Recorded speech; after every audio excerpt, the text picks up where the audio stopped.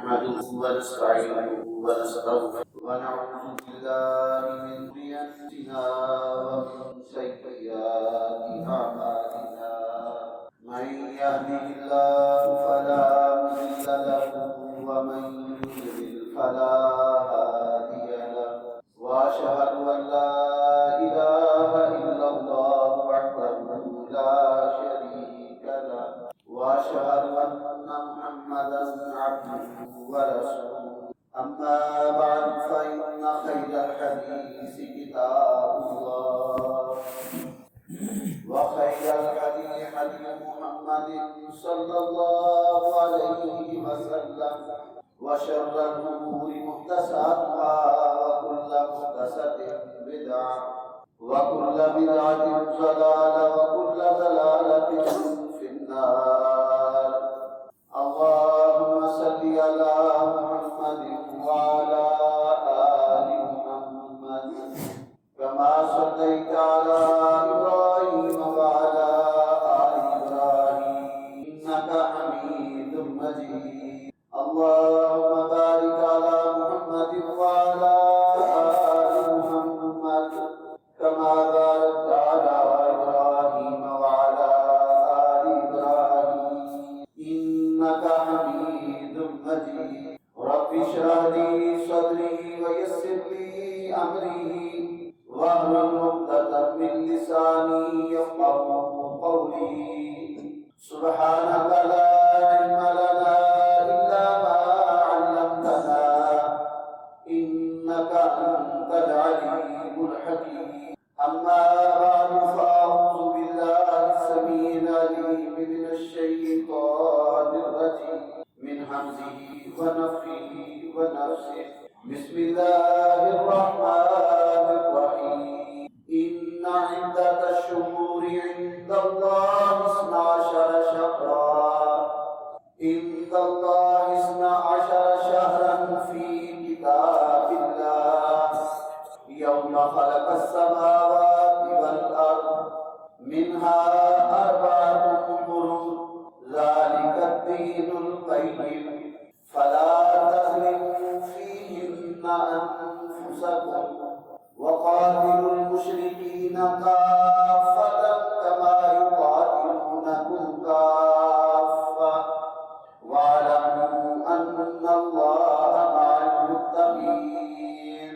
اللہ رب العزت نے اس ساری کائنات کا خالق مالک اور رازق ہے، جس نے یہ ساری کائنات کا نظام خود پیدا فرمایا اور خود ہی اس کو چلانے والا ہے. اس نے اس کائنات میں کوئی چیز بھی بے مقصد پیدا نہیں.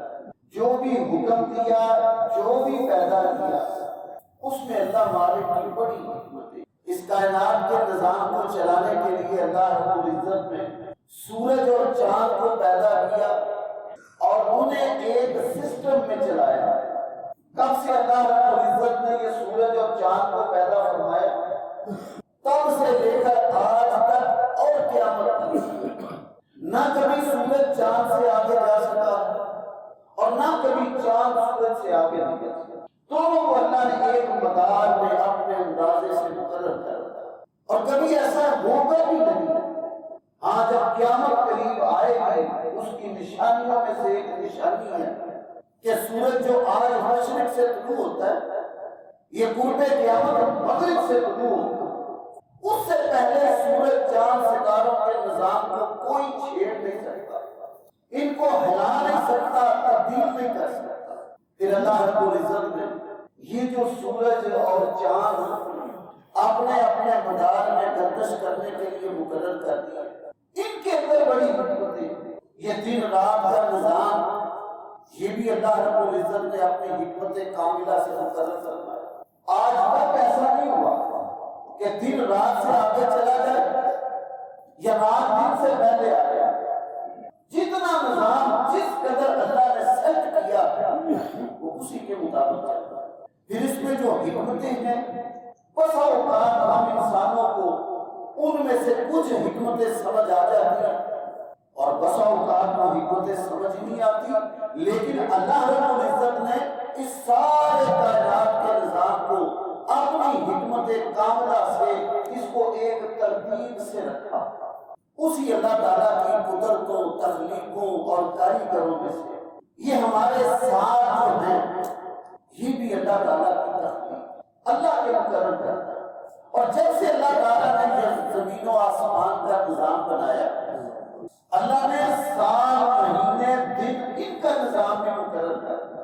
اور اللہ تعالیٰ کے ہاں سال کے شروع سے 12 مہینے ہیں۔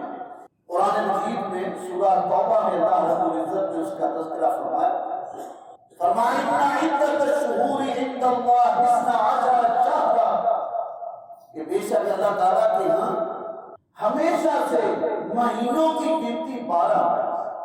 کم سے فی کتاب اللہ، اللہ کے پاس وہ درج ہے یوم خلق السماوات والارض، جب انسانیت کا نام و نشان بھی نہیں تھا، جب اللہ نے زمین و آسمان کا نظام پیدا فرمایا، تب سے اللہ تعالیٰ نے سال کے 12 مہینے مقرر فرمائے۔ اور اللہ تعالیٰ نے اس نظام کو اس انداز میں بنایا کہ ہر سال وہ ایک ترتیب سے چل رہا ہے۔ ہمارے ہاں 3 قسم کے تاریخی کیلنڈر، ایک جو ہمارے ہاں انگریزی جسے شمسی کہا جاتا ہے، شمسی کیلنڈر، یہ جنوری، فروری، مارچ، اپریل۔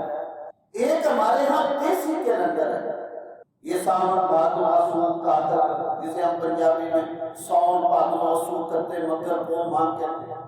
اور تیسرا کیلنڈر وہ قمری کیلنڈر ہے، جسے ہم اسلامی کیلنڈر کہتے ہیں۔ اللہ رب العزت نے اسی نظام کے تحت اس کائنات کو کیلنڈر دیا۔ قرآن مجید میں اللہ تعالیٰ فرما رہے ہیں کہ جب سے زمین و آسمان کو پیدا کیا، تب سے اللہ نے سال کے 12 مہینے مقرر فرمائے۔ اور آگے فرمایا ان 12 مہینوں میں منہا اربعۃ حرم، 4 مہینے حرمت والے۔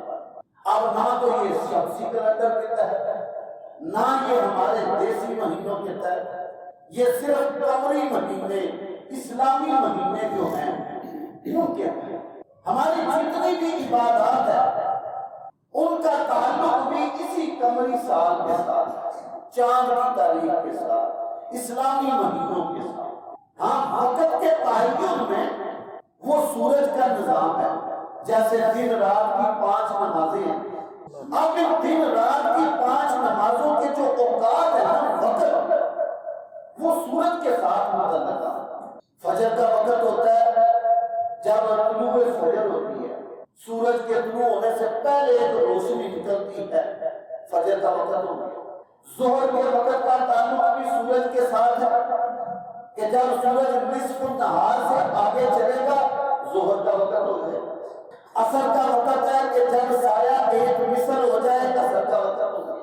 مغرب کا وقت کہ جب سورج غروب ہو جائے، مغرب کا وقت۔ عشاء کا وقت کہ سورج کے غروب ہونے کے بعد مغرب کی طرف ایک سرخی سی قائم رہتی ہے، جو ہی وہ سرخی ختم ہوتی ہے، عشاء کا وقت ہو جاتا ہے۔ تو یہ جو دن رات کے اوقات ہیں ان کا تعلق سورج کے ساتھ، ورنہ عبادت کے جو دن، جو ایام ہیں اور جو تاریخوں کا حساب ہے، اس کا تعلق چاند کے ساتھ۔ اب تو ہمارے یہاں جدید کیلنڈر ہے، تاریخوں کے اعتبار سے ایک وقت تھا جب یہ نظام نہیں تھا، یہ تاریخوں کا، لوگ چاند کو دیکھ کر تاریخ کا اندازہ کرتے تھے۔ 1 تاریخ، 2 تاریخ، 7 تاریخ، پھر 14 تاریخ تک چاند مکمل ہوتا، پھر وہ واپس کم ہونا شروع ہوتا، لوگوں کو اس کا پورا اندازہ ہوتا تھا آج کیا تاریخ۔ تو یہ تاریخوں کا تعلق بھی اس چاند کی تاریخ کے ساتھ۔ پھر اسی طرح ہماری جتنی عبادات ہیں ان کا تعلق بھی چاند کے ساتھ۔ 12 مہینوں میں سے ایک بڑا عظمت والا، شان والا مہینہ ہم پیچھے گزار چکے ہیں، رمضان المبارک، اس کا تعلق بھی چاند کے ساتھ۔ کیا آپ صلی اللہ علیہ وسلم فرمایا چاند دیکھو رمضان کا تو روزے شروع کر دو، شوال کا چاند دیکھو تو روزے ختم کر دو۔ اسی طرح بڑی اہم عبادت آنے والی ہے حج، اس کا تعلق بھی چاند کی تاریخوں کے ساتھ، کہ آج ذوالحجہ سے وہ عمل شروع ہوتا ہے، لوگ میدان میں جمع ہوتے ہیں، 9 کو عرفہ میں پہنچتے ہیں، 10 کو واپس مینا میں آتے ہیں، 11 12 13 وہاں قیام کرتے ہیں۔ نہ دیسی مہینوں کی تاریخ کے ساتھ اس کا کوئی تعلق ہے، نہ شمسی انگریزی مہینوں کی تاریخ کے ساتھ اس کا کوئی تعلق ہے، یہ صرف قمری مہینے کے ساتھ۔ اسی طرح ہماری شریعت کے احکامات جتنے بھی ہیں، کوئی عورت اس کا خاوند فوت ہو جاتا ہے، بیوہ ہو جاتی ہے، اس کے لیے اللہ تعالیٰ نے 4 مہینے 10 دن عدت مقرر کی، وہ بھی قمری مہینوں کے حساب سے، چاند کی تاریخ کے حساب سے، کہ اس حساب سے اس نے اپنی عدت پوری کر دی۔ تو اللہ رب العزت کے ہاں جو مہینے ہیں وہ ہمارے لیے قمری اسلامی چاند کے مہینے مقرر ہیں، اور انہی کے متعلق اللہ رب العزت نے فرمایا کہ اللہ تعالیٰ کے ہاں سال کے 12 مہینے، جس طرح یہودیوں اور عیسائیوں نے اللہ رب العزت کی نازل کردہ کتابوں میں تحریف کی، تبدیلی پیدا کر دی، اسی طرح مکہ کے کافر اور مشرکوں نے اللہ تعالیٰ کے مقرر کردہ ان مہینوں میں بھی تبدیلی کر دی، اپنی مرضی سے مہینوں کو تبدیل کر لیا۔ اللہ رب العزت نے ان 12 مہینوں میں سے 4 مہینے حرمت والے قرار دیے۔ ہمارے پیارے پیغمبر جناب محمد رسول اللہ صلی اللہ علیہ وسلم نے حجۃ الوداع کے خطبہ میں یہ بات ارشاد فرمائی تھی۔ آپ نے فرمایا لوگوں زمانہ گھوم گھام کے پھر پھرا کے اپنی اصل جگہ پہ آ گیا۔ اللہ نے جب سے زمین و آسمان کو بنایا سال کے 12 مہینے ہیں، اور ان میں سے 4 حرمت والے ہیں۔ پھر آپ نے وہ 4 مہینے بیان کیے، فرمایا 3 پے در پے ہیں، مسلسل ہیں، اکٹھے ہیں، جن میں سے ایک مہینہ وہ ہے جو اس وقت ہم گزار رہے ہیں۔ کیوں جی، کسی کو معلوم ہے کہ یہ اسلامی مہینوں میں سے کون سا مہینہ؟ ذی القعدہ، یہ حرمت والا مہینہ۔ اس کے بعد ہے ذو الحجہ، وہ حرمت والا مہینہ ہے۔ اس کے بعد محرم، وہ حرمت والا مہینہ۔ یہ 3 مہینے اکٹھے ہیں، اور ایک مہینہ ہے رجب کا، رمضان سے پہلے شعبان اور شعبان سے پہلے رجب۔ یہ 4 مہینے حرمت والے ہیں۔ اللہ رب العزت نے خود ان کو حرمت والا قرار دیا۔ اور کیا ہے ان مہینوں کے حوالے سے قرآن مجید میں اللہ فرماتے ہیں ذالک الدین القیم، جو ان 12 مہینوں کی گنتی کو برقرار رکھتا ہے، اور ان میں یہ جو 4 مہینے ہیں ذی القعدہ، ذو الحجہ، محرم اور رجب، ان کی حرمت کو قائم رکھتا ہے، یہ سچا سیدھا دین ہے، یہ اللہ کا قائم کردہ قانون ہے۔ اب مکہ کے کافر اور مشرک کیا کرتے ہیں؟ یہ جو حرمت والے مہینے ہیں ان کی حرمت کو مانتے تھے۔ یہ امت مسلمہ کے لیے، ہمارے لیے ایک بہت بڑا سبق ہے۔ وہ ان مہینوں کی حرمت کو مانتے کہ اللہ نے ان کو حرمت والا قرار دیا۔ اور حرمت کیا ہے؟ ان مہینوں میں کوئی لڑائی جھگڑا فتنہ فساد، کوئی ڈاکہ زنا چوری رہزنی نہیں کرنی، یہ حرمت والے مہینے۔ وہ ان چاروں کی حرمت کو مانتے، اور ان مہینوں کی حرمت کو اس قدر مانتے تھے کہ اگر اپنے باپ کا قاتل بھی ان مہینوں میں سامنے آ جاتا تو کوئی اس سے جھگڑا نہیں کرتا تھا کہ اللہ نے یہ مہینے حرمت والے قرار دیے۔ وہ لوگ جو چھوٹی چھوٹی بات پہ لڑائیاں جھگڑے شروع کرتے تھے، وہ حالی نے بھی کہا نا، کبھی پانی پینے پلانے پہ جھگڑا، کبھی گھوڑا آگے دوڑانے پہ جھگڑا، یہ ان کے جھگڑوں کی نوعیت ہے۔ چھوٹی چھوٹی باتوں پہ لڑائیاں، قتل و قتال، اور سالوں جاری رہتی، ہزاروں لوگ کٹ جاتے، لیکن ان 4 مہینوں کی حرمت کا وہ بھی پاس کرتے۔ ہاں ایک خرابی ان کے اندر آ گئی کہ اللہ تعالیٰ نے یہ جو 4 مہینے حرمت والے قائم کیے ہیں، ذی القعدہ، ذو الحجہ، محرم، وہ کیا کرتے؟ ان میں سے کسی مہینے کو 1 سال کے لیے حرمت والے مہینوں سے نکال کر کسی اور مہینے کو حرمت والا قرار دیں۔ جس طرح یہودیوں اور عیسائیوں نے آسمانی کتابوں کے ساتھ یہ سلوک کیا، ان میں تحریف کر لی، اپنی مرضی شامل کر لی، یہ مکہ کے کافر اور مشرک بھی ایسا کرتے۔ اللہ نے محرم کو حرمت والا مہینہ قرار دیا۔ کوئی طاقتور کسی کمزور پر حملہ کرنا چاہتا، لڑائی کرنا چاہتا، تو وہ اعلان کر دیتا اس سال محرم والا حرمت والا مہینہ نہیں، سفر والا مہینہ حرمت والا ہوگا، اور محرم میں لڑائی شروع کرتے۔ یہ تبدیلی انہوں نے کی۔ تو اللہ رب العزت نے اپنے اس قانون کو پیارے پیغمبر جناب محمد رسول اللہ صلی اللہ علیہ وسلم پہ وحی نازل فرما کے قرآن مجید کی آیت بنا کے قیامت تک کے لیے ان کی حرمت کو قائم کرتا ہے۔ فرمایا کسی بندے کے لیے یہ اجازت نہیں ہے، کوئی بڑے سے بڑا بادشاہ، سردار، مالدار کیوں نہ ہو، کوئی زور آور قبیلہ کیوں نہیں، جو اللہ نے حرمت والے مہینے قرار دیے ان کی حرمت کو کوئی پامال نہیں کرے۔ یہ جو تبدیلی اپنی مرضی سے کی جاتی ہے، قطعاً اس کی اجازت نہیں۔ ذالک دین القیم، اللہ نے جو حرمت والے مہینے قرار دیے، جو اللہ نے فیصلہ کر دیا، اب اس میں تبدیلی ہوئی۔ اور پیارے پیغمبر صلی اللہ علیہ وسلم نے اس کی وضاحت کی اپنی حدیث میں فرما دی کہ 4 مہینے یہ ہیں، 3 پیدل میں، ذوالقعدہ، ذوالحجہ، محرم، اور ایک الگ ہے۔ اب ان 4 مہینوں کے حوالے سے اللہ رب العزت فرماتے ہیں فَلَا تَظْلِمُوا فِيهِنَّ أَنفُسَكُمْ۔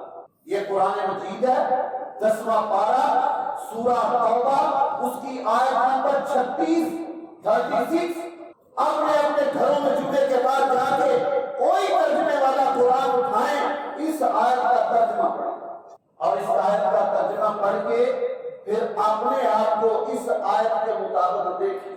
اب یہ اس امت کے لیے اللہ نے حکم دیا فَلَا تَظْلِمُوا فِيهِنَّ أَنفُسَكُمْ، ان 4 حرمت والے مہینوں میں اپنی جان پر ظلم نہیں کرنا۔ اس کا یہ مطلب نہیں کہ باقی جو 8 مہینے جو مرضی کرتے ہیں، گناہ تو باقی 8 مہینے بھی گناہ ہے، لیکن ان 4 مہینوں میں اگر گناہ کا ارتکاب کرو گے، اگر اللہ کی بغاوت اور نافرمانی کرو گے، اگر اللہ کے حکم کو توڑو گے، تو یہ اللہ کے ہاں عام دنوں کے گناہ سے بڑا جرم سمجھا جائے گا۔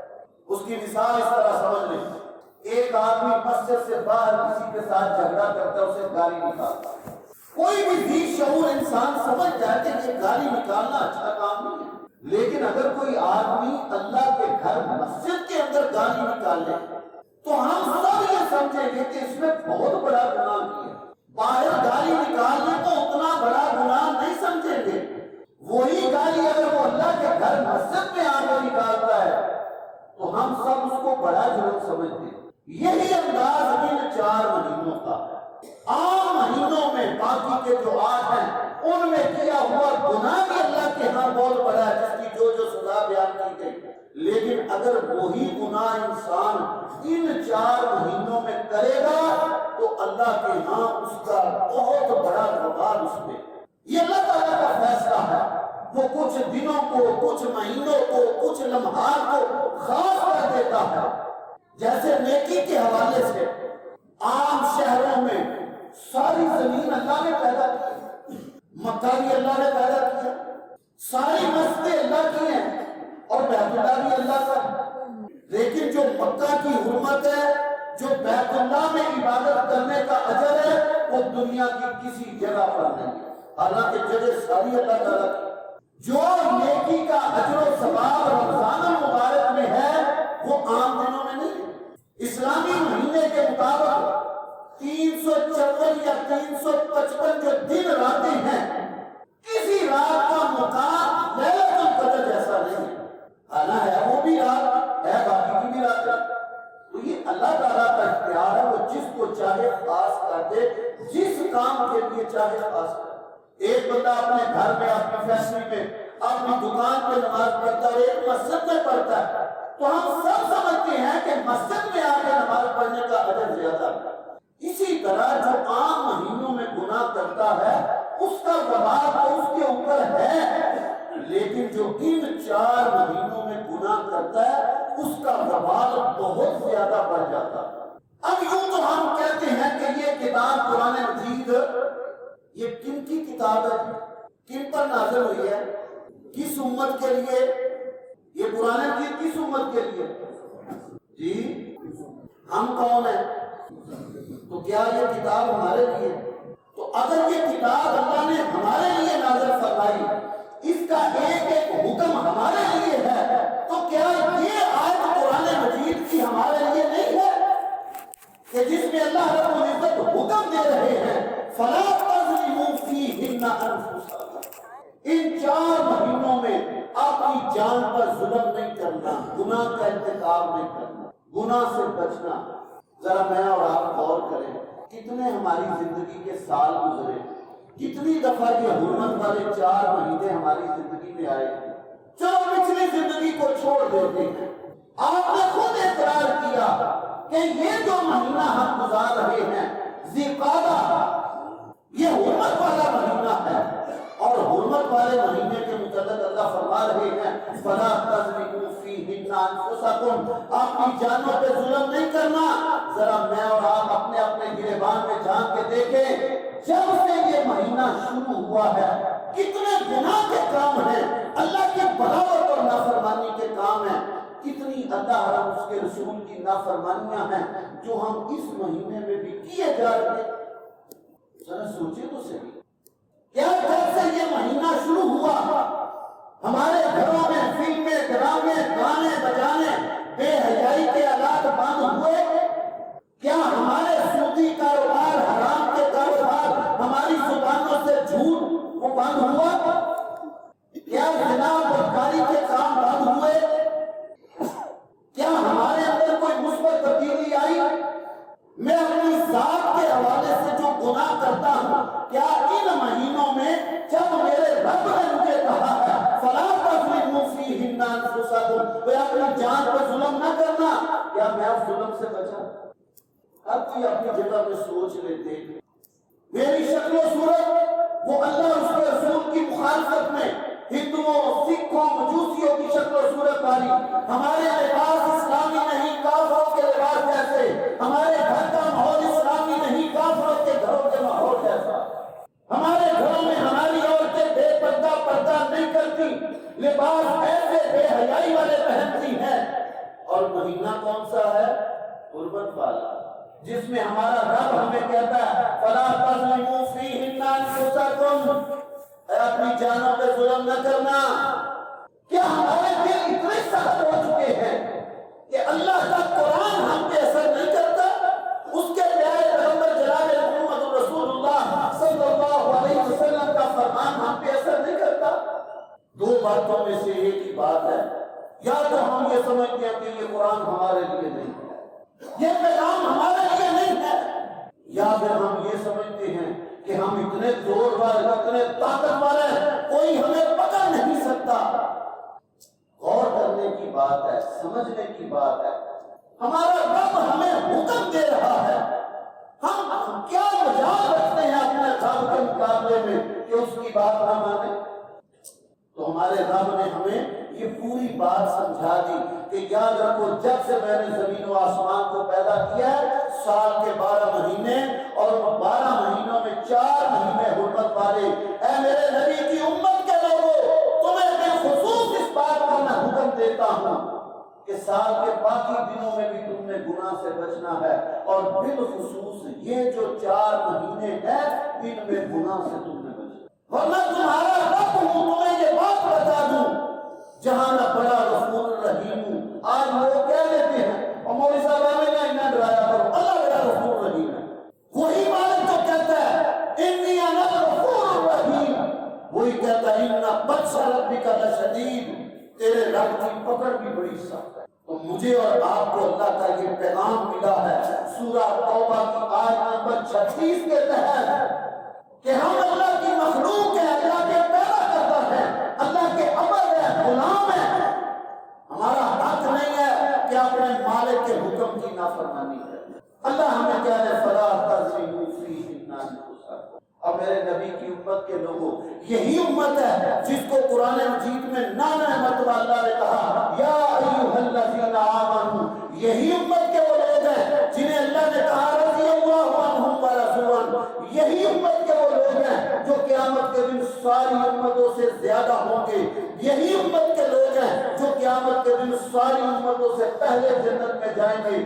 لیکن کون لوگ؟ جو اللہ کے اس حکم کے مطابق اپنے آپ کو ڈھالنے والے ہیں۔ تو اللہ فرماتے فلا تظلموا فیہ، میں اور آپ یہ جانتے ہیں کون کون سی غلطی، گناہ، نافرمانی کے کام ہم کرتے جا رہے ہیں۔ سب کی خواہش ہے محرم سے پہلے پہلے شادیاں کر لیں، وقت تھوڑا ہے، لیکن ہم دیکھ لیں یہ حرمت والے مہینے ہمارے بیاہ شادیاں کیسے، ہندوؤں سکھوں کی رسمیں، یہ مسلمانوں کی شادی۔ اللہ کہہ رہے فلا تظلموا فیہن، اے اپنی جانوں میں ظلم نہ کرنا، ورنہ اگر اس حال میں میرے پاس آئے تو تمہارے لیے یہ بڑا نقصان دے گا۔ تو اللہ مجھے اور آپ کو اس ایک چھوٹی سی بات کے تحت اپنے اندر تبدیلی پیدا کرنے کی توفیق عطا فرما دے کہ ہم ان 4 مہینوں میں گناہ سے اپنے آپ کو بچا لیں، پھر انشاءاللہ اللہ توفیق دے گا کہ سال کے جو باقی 8 مہینے ہیں وہ بھی ہم گناہ سے بچ سکیں۔ لیکن یہ نہ بھی ہو